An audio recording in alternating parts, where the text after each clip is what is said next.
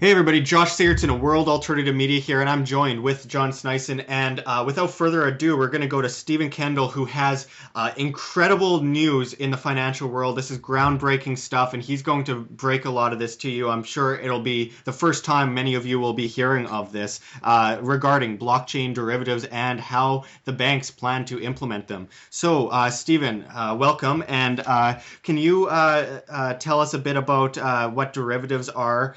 For those that don't know, because of course it is something that a lot of people don't quite have a full grasp on. It's a concept that many economists don't know all that much about. So, can you go into what derivatives are and how they're implemented? Yeah, absolutely.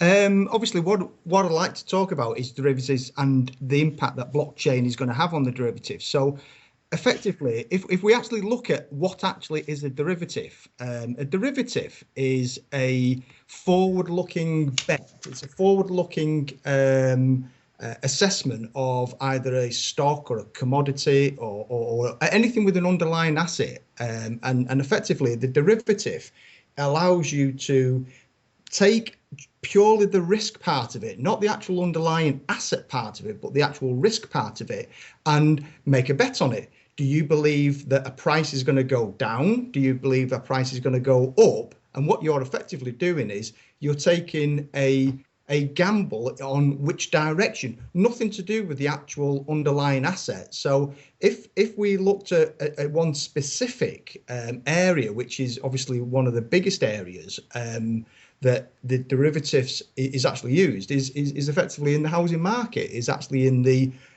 underlying asset of a mortgage. So what we could do is we could look at the whole process from a bank loan, a basic mortgage loan, through to grouping the loans, putting them into a mortgage-backed security, and then effectively then allowing companies to bet against it.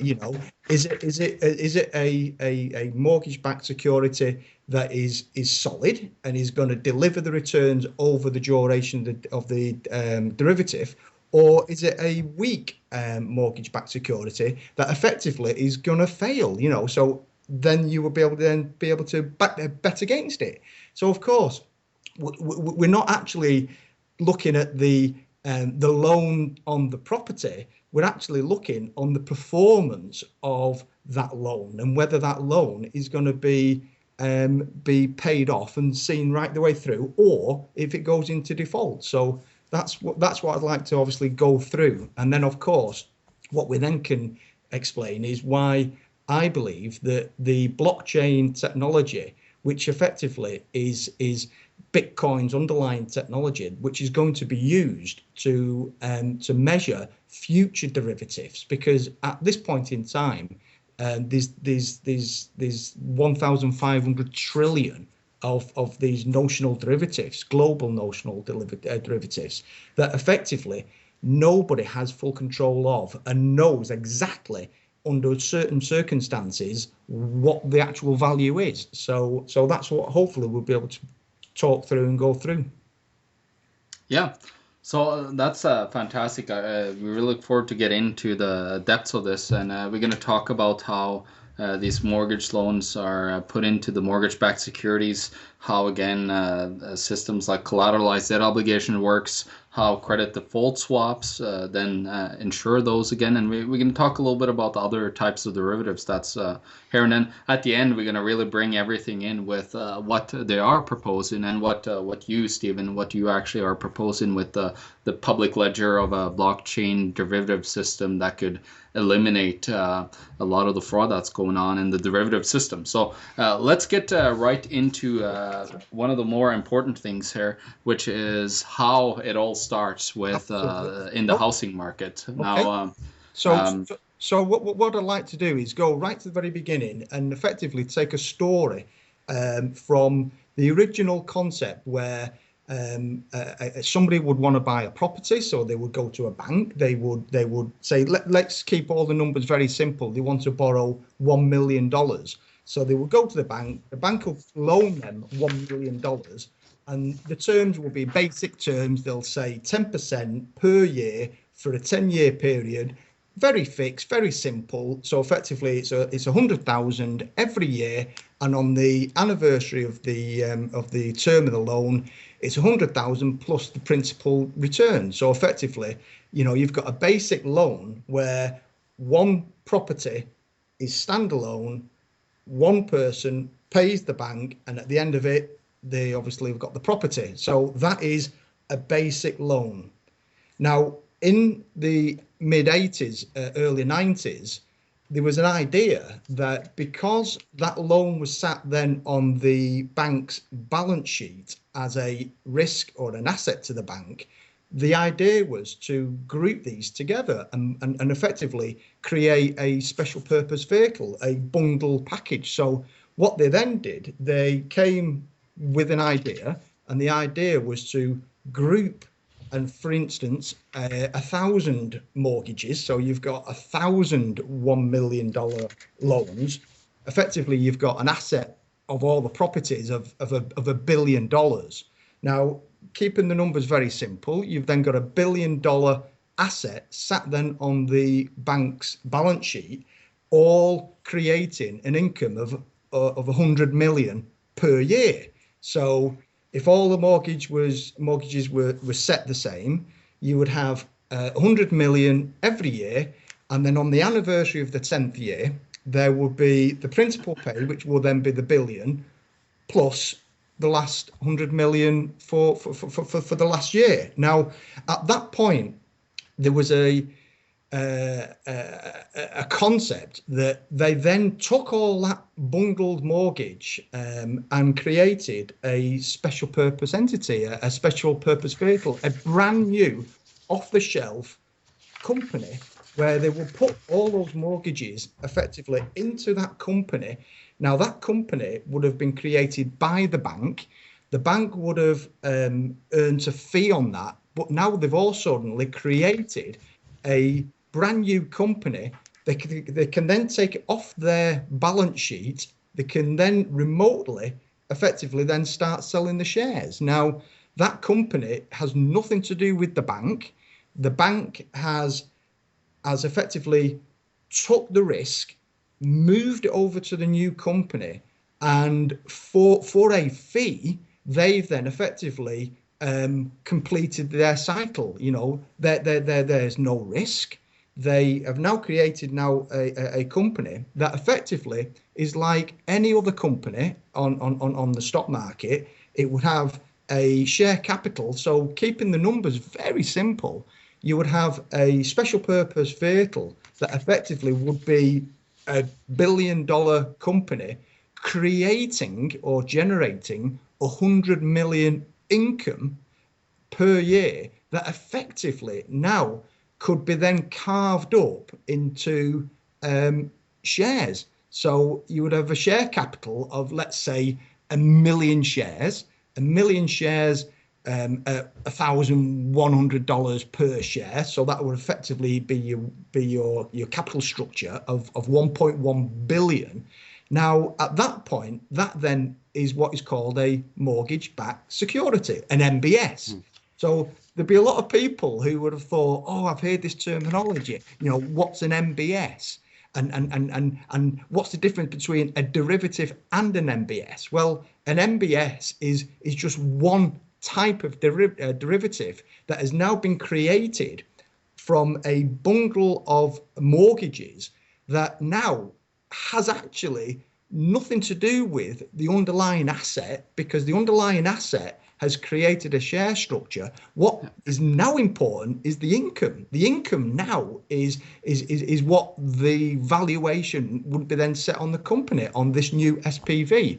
Now, at this point in time, there will be certain mortgages in that bundle that obviously will be stronger than others. So you'd have, some mortgages where the credit rating of the individual, is the best, and you'd have some mortgages where the credit rating of the individual isn't as good.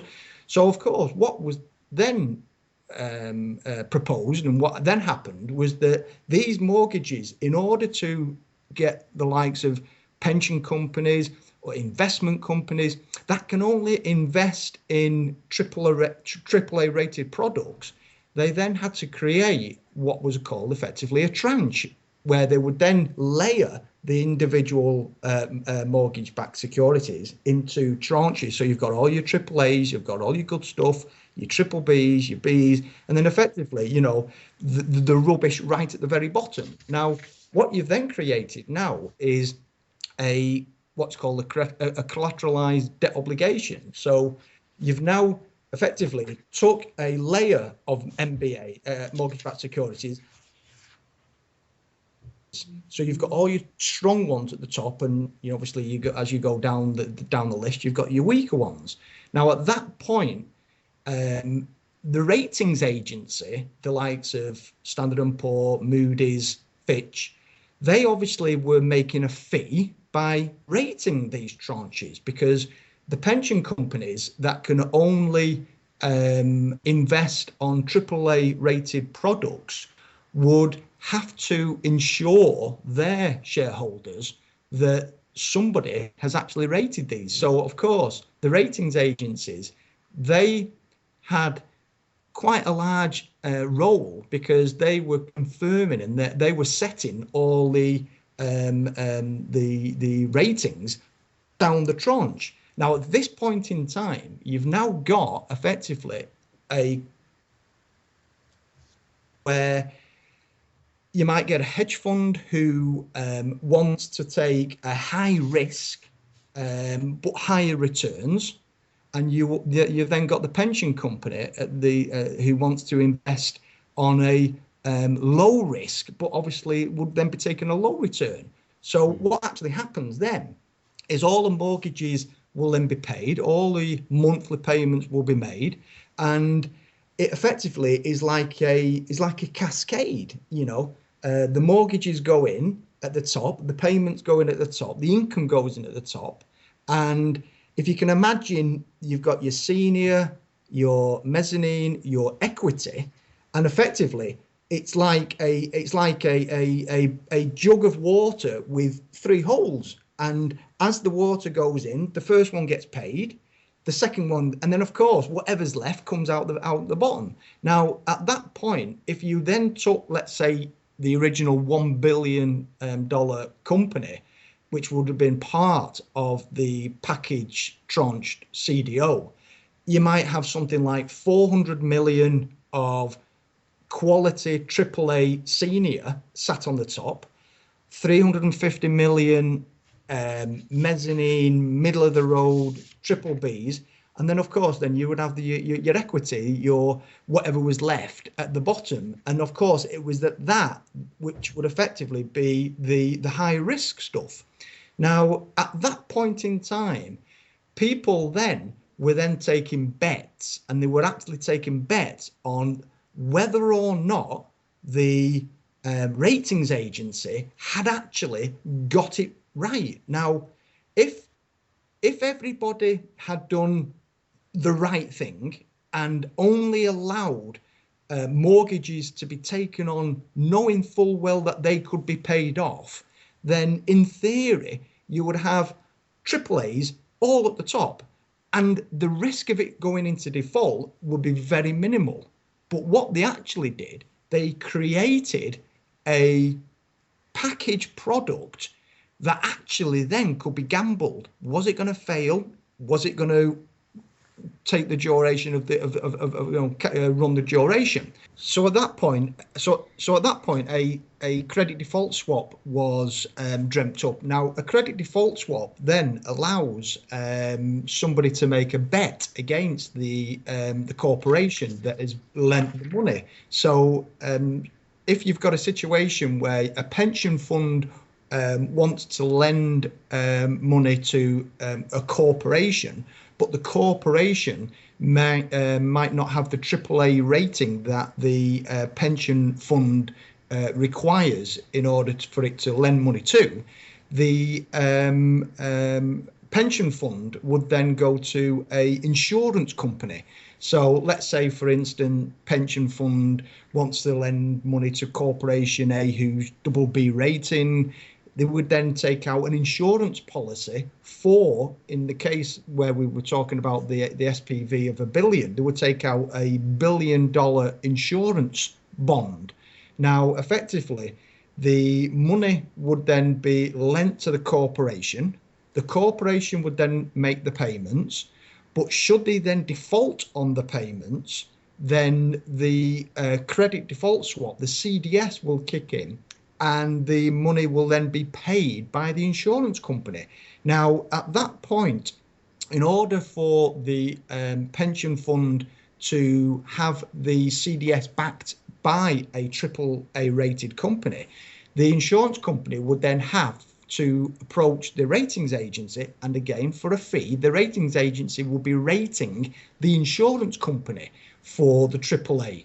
Now, at that point, you would then get a situation where an insurance company, for instance, AIG, would lend out or effectively take insurance policies with pension funds where they would effectively be leveraged way above their capital on the basis that not everyone's going to fail. Now, at that point in time, it's nothing to do with the actual underlying asset, because now you've got a situation where you're looking at the performance of that loan.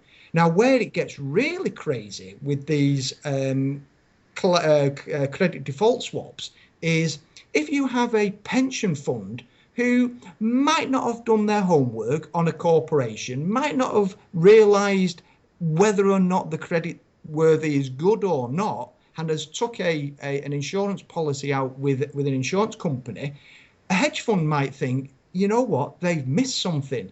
This company is going to fail. This company won't be able to honour their debt, and the credit default will kick in. So what they then get, or what you then get, is you then get a hedge fund who would then take out a insurance policy with another insurance company, and this time it might not be for the original $1 billion asset loan. It might be for $10 billion. And you've then got a side bet where the side bet is actually greater than the underlying bet of the original asset loan. Now, when you start getting situations like this, you've then got to say, well, hang on a minute. You know, if you go back to the very, very beginning, a man has got a job, a man goes to the bank, he wants to loan the money, the bank then group all that lot together, they then put it into a new company, nothing to do with the bank then, it's off their balance sheet. Then you then got a pension fund who is then happy to going through a third party, an insurance company, to make sure they've protected their side. But then all of a sudden you've got somebody who has got nothing to do with the actual original loan taking a side bet, and that side bet is greater than the actual original bet that was covered for the original asset. Now, at that point, you've now got effectively a concoction of side bets that is actually running simultaneously. Now, that is one derivative over a group of hundreds, thousands of millions of derivatives that effectively is in the shadow that nobody really has an oversight of. You'll have one company who is working, you know, against their balance sheet, and that all they're interested in is how strong their balance sheet is. And then you'll have another company looking over the shoulder of that company and picking out the best ones and the weak ones and making side bets against them.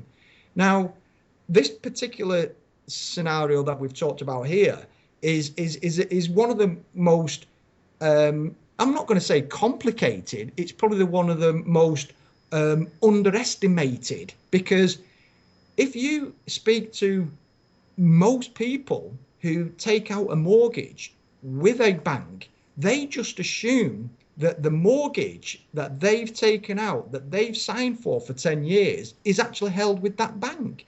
And the reality is, once that bank has achieved their target in selling mortgages, they then transfer it.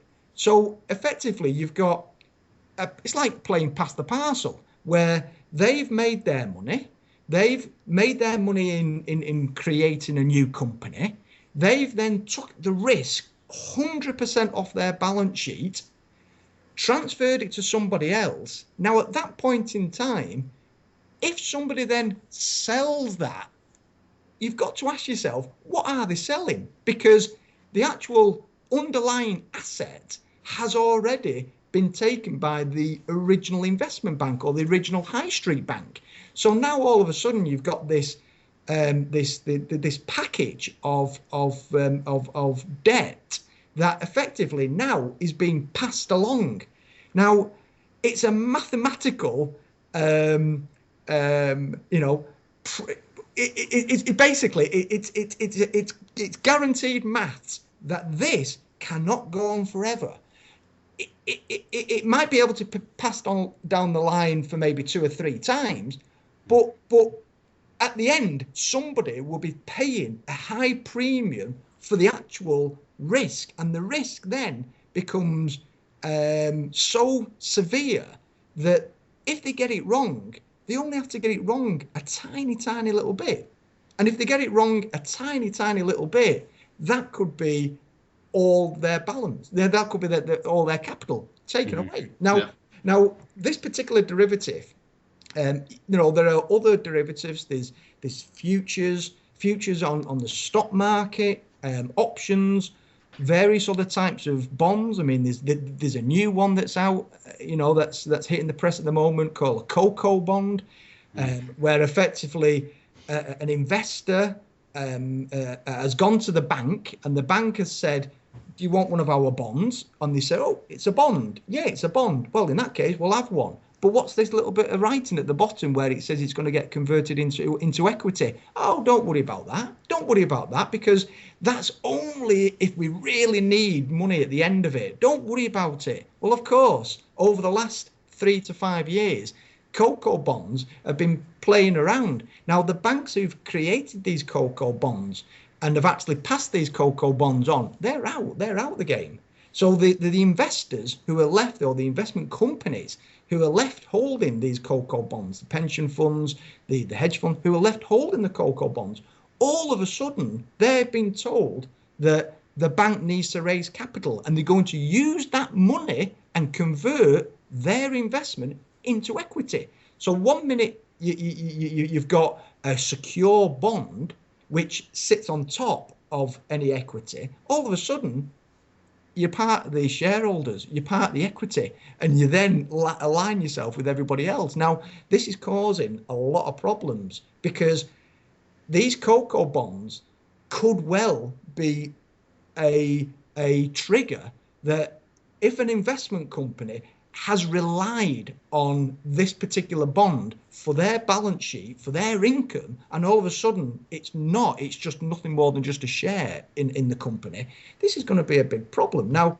you know, we've got bonds, we've got warrants, commodities, we've got derivatives on commodities, where somebody would think, okay, well, I believe that the price is going to be either up or down over a period in time. They don't actually buy the commodity. They don't actually own the commodity. They don't buy the underlying asset. What they're actually doing is they're just taking a side bet, a gambling side bet. And then, of course, we've got currencies. So you can then say, okay, well, you've got a derivative that is betting on the direction of a currency swap.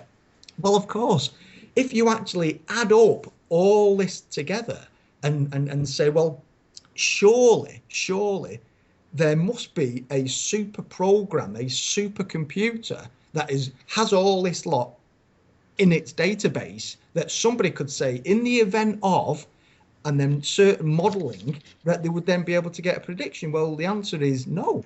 And what I strongly believe is that in 2016, we're actually going to see a major shift in the way that the shadow banking, the derivatives banking, which effectively now has got to a point where it completely dwarfs the asset values.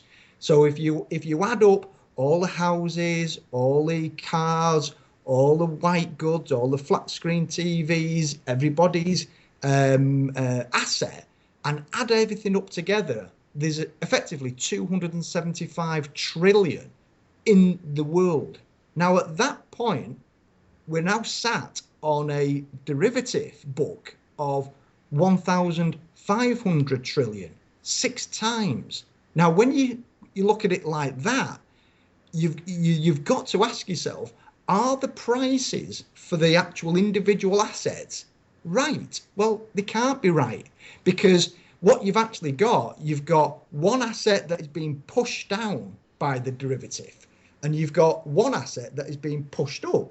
So, you might argue that at this point in time, the price of gold is 1,250, and the price of silver is $15, and that those prices are the actual valuation for that asset. Well, they're actually not, because if you look at the amount of derivative that is actually pushing down like a lead weight on those prices, then people might say, well, isn't it crazy that an iPhone is X dollars, or a flat screen TV is Y dollars, or a sedan is Z dollars? Well, what you've actually got is you've got the derivatives that is pushing one asset and distorting the overall. And I do believe that if there was a magic switch where you would switch off overnight 1.5 quadrillion of derivatives and nil and void the contracts, then all the assets, you would wake up the next morning and they would be completely different. Everything's the same. They would still add up to the 275 trillion. But what you would actually get is you would get 1 point or one part of the asset going up, and you'll get one part of the asset going down. But overall, it's still going to be exactly the same. Now, what I believe is actually going to happen, and has to happen, because a shadowed banking system that has been adopted from the mid-80s, that really has been played with, it's been added onto, it's been manipulated, suddenly has actually been they've created this huge, great big risk where no one can actually say what the value would be in certain circumstances. Now, blockchain is the technology that I strongly believe in 2016 will begin the transformation of pulling together all the derivatives under one super digital ledger. Now, at this point in time, people would say, well, it can't happen. It can't happen because the calculation of the processing would be would have to be so powerful that it physically couldn't be done. Well, the truth of the matter is, it has to be done, and it will be done, because if you look at what happened in the mid-80s, people assume that what we actually have now today with the internet, with the telecommunications that we've got, that really people are saying, well, surely this is it. Well, the truth is, it isn't. This is actually a mere stepping stone, and the ultimate, obviously, is the game would be to create a digital ledger, a distributed ledger, where every asset, every transaction that is carried out in the world is actually entered onto the digital ledger. Now, people think to themselves, well, surely that can't happen. Now, I liken the transition to the advent of barcoding, when barcoding was introduced in the 90s, where one minute you would go down to your shop and you would pay for a bottle of milk, and you would give the shopkeeper your dollar. He would give you your bottle of milk, and you'd have a receipt. Now, all of a sudden, you looked on the bottle of milk, and there was a barcode, and you gave the barcode or the bottle of milk to the shopkeeper. The bottle of milk was scanned. It then created a digital footprint.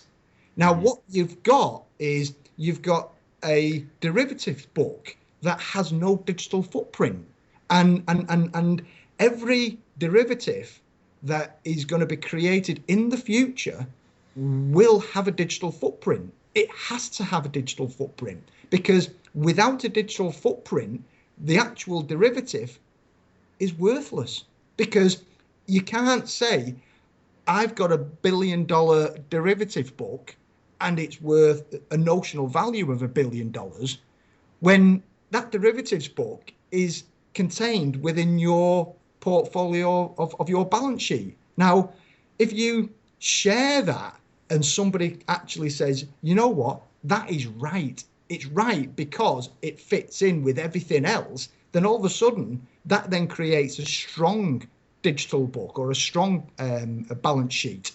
And I've posted on Twitter that I do believe that if you look at the total asset value, compare that against the total derivatives value, the notional derivatives value, in time, the actual derivatives value will create, by definition, its own asset.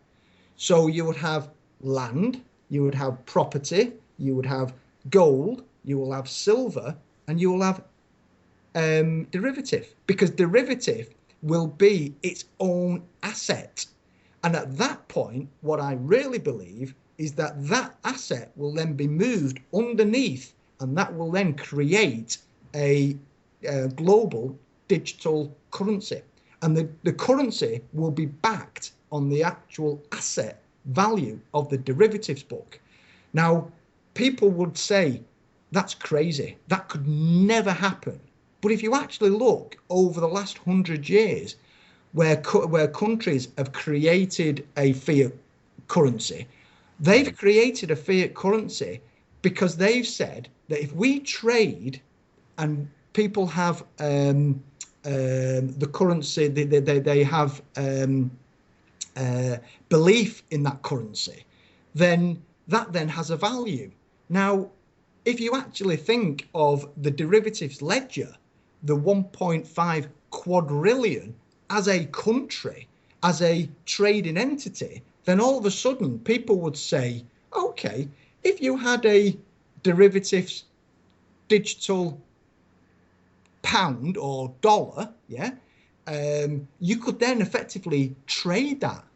Things will then get priced in the derivatives currency, because if the digital ledger was wrong and was weak, and the underlying assets that have been set were mistaken, and therefore the actual 1.5 quadrillion is very iffy, then the value would actually go down.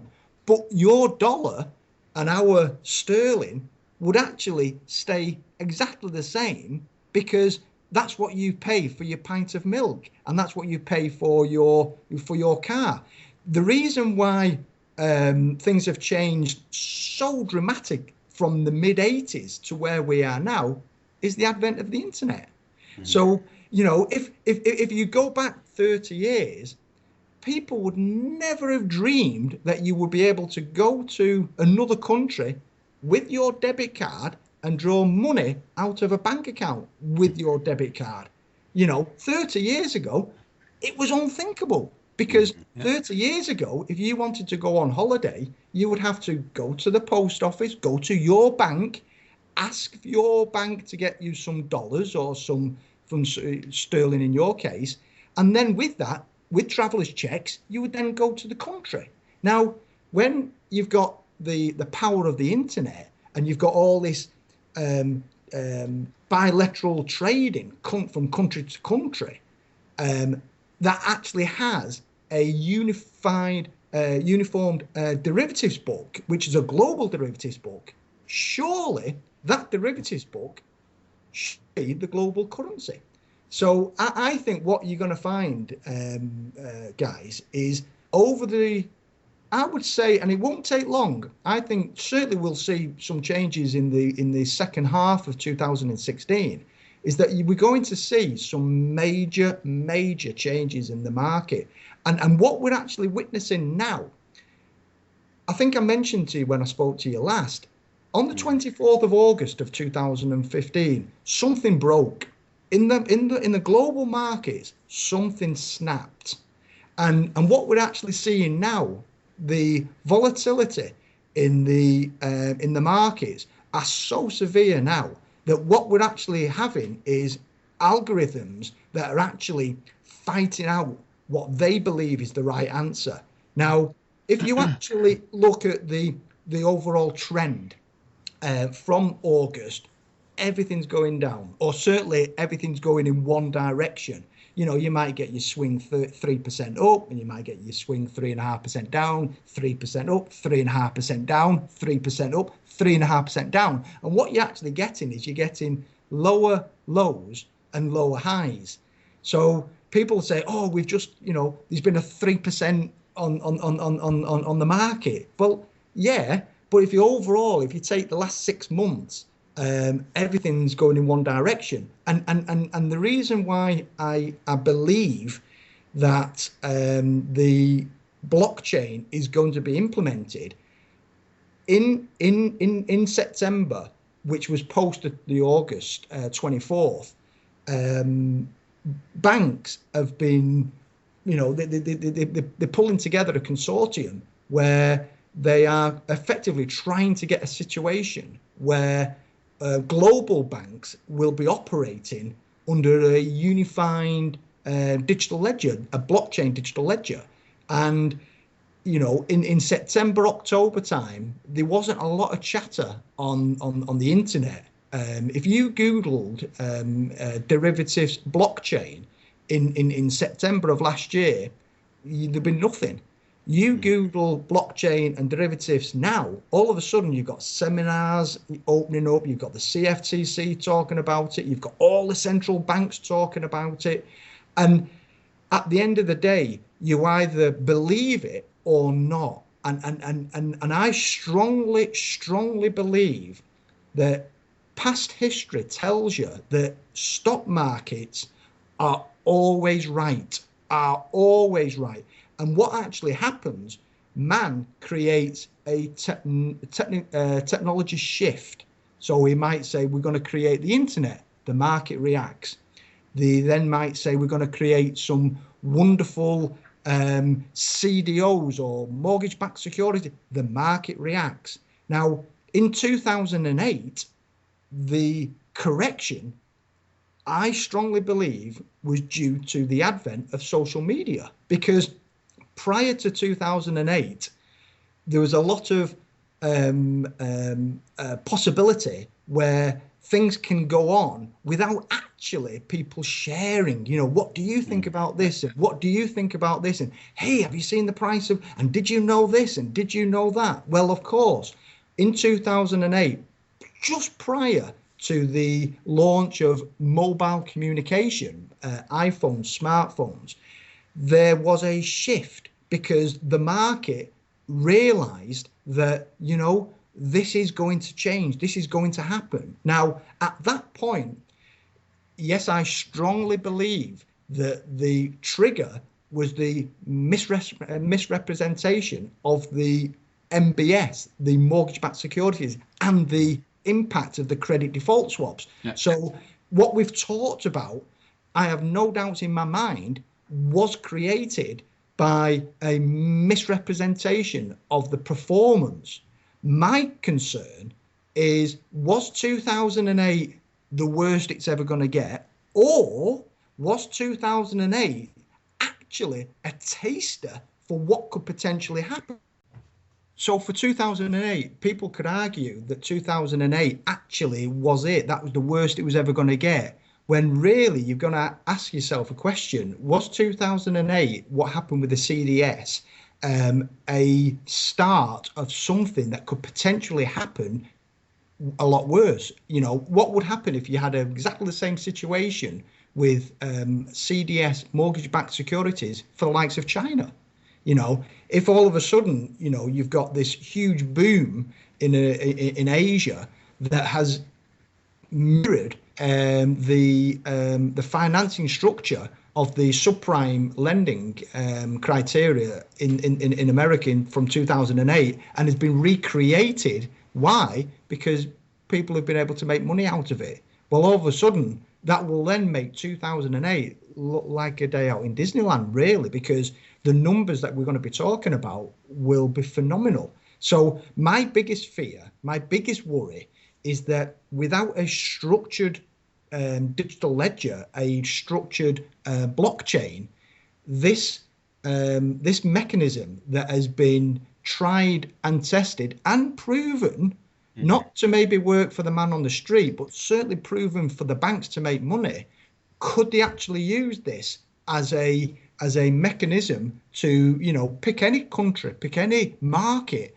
and create it again? So effectively, what I'm more worried about is, was 2008 the end of this crazy idea of making side bets, or was 2008 a precursor on something phenomenal that could happen? And I'm not talking property markets. I'm talking any kind of market. You know, these boom bust, these super booms and super bust cycles, these could happen. You know, you only have to take the commodities market. If you take the principle of what happened in 2008 and spread it over the commodities market, you suddenly could find gold at $1 or gold at $1 million. Yeah. Do you see what I mean? You know, it's scary. So I strongly believe that the banks are going to be tasked to either create it themselves, or it'll eventually get forced onto them. And really, it's no different than thinking, what was life like before the internet and what will be life like after blockchain? It's exactly the same. So I do strongly believe that we're going to see a major shift, and most people won't actually realize what's causing it. People who invest a share here, or, you know, they've bought a property here, what they won't realize is why all of a sudden has it gone up 10% or down 10%, or gone up 50% or down 50%. They won't realize what's caused it. And what actually has caused it is the derivatives being accountable, being in a system where they have to be checked.